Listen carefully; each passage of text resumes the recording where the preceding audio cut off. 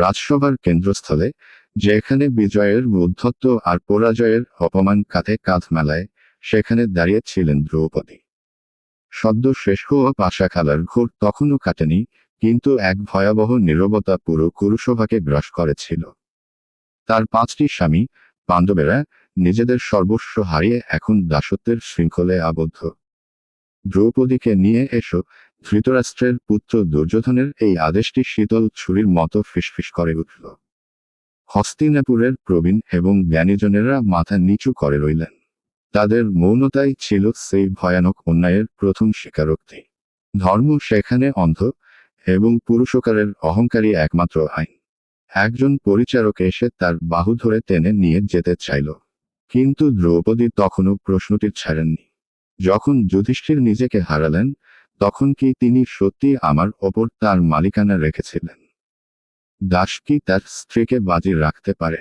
সেই প্রশ্ন, তীক্ষ্ণ তীরের মতো, সরাসরি আঘাত করল সবার বিবেককে। ভীষ্ম, দ্রোণ, মহাজ্ঞানীরাও নিরুত্তর। তাদের নীরবতা কুরুবংশের ধ্বংসের বীজ বপন করল। উত্তর এলো না, শুধু এক পৈশাচিক হাসি, দুঃশাসন।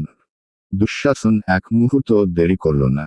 আসো, দাসী, আজ তোমার আর তোমার স্বামীদের সব গর্ব চূর্ণ হবে। সে তার আঁচল ধরে টানতে শুরু করল।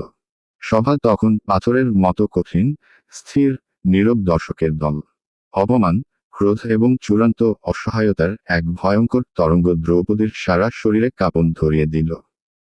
এই দৃশ্য তার নিজের কাছে, তার স্বামীদের কাছে এবং সমস্ত জগতের কাছে এক অনন্ত লজ্জা। তিনি চারিদিকে তাকালেন, কিন্তু কোনো ত্রাণকর্তা পেলেন না।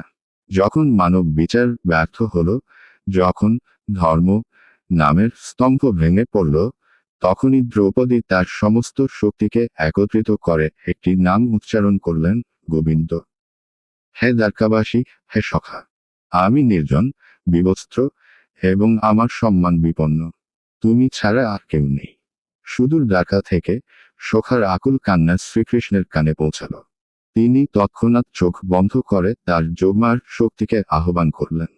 দ্রৌপদী, তোমার বিশ্বাসী তোমার আচ্ছাদন। অদৃশ্য হাতে তিনি সেই মুহূর্তে বস্ত্রের অনন্ত প্রবাহ দান করলেন।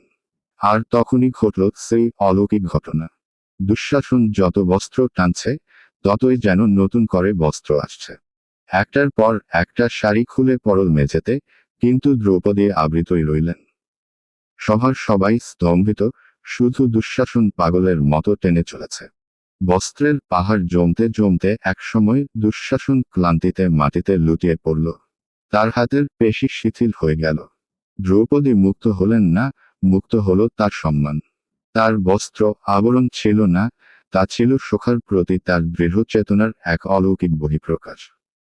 সেই মুহূর্তে দ্রৌপদী শুধু এক অপমানিত নারী ছিলেন না, তিনি ছিলেন ধর্মের বিজয়ী প্রতিচ্ছবি। নীরবতার শেষে একটি চাপা দীর্ঘশ্বাস উঠল, যা ছিল পাপের ওপর পুণ্যের বিজয়ের ঘোষণা, এবং কুরুক্ষেত্রের আসন্ন যুদ্ধের প্রথম দামামা।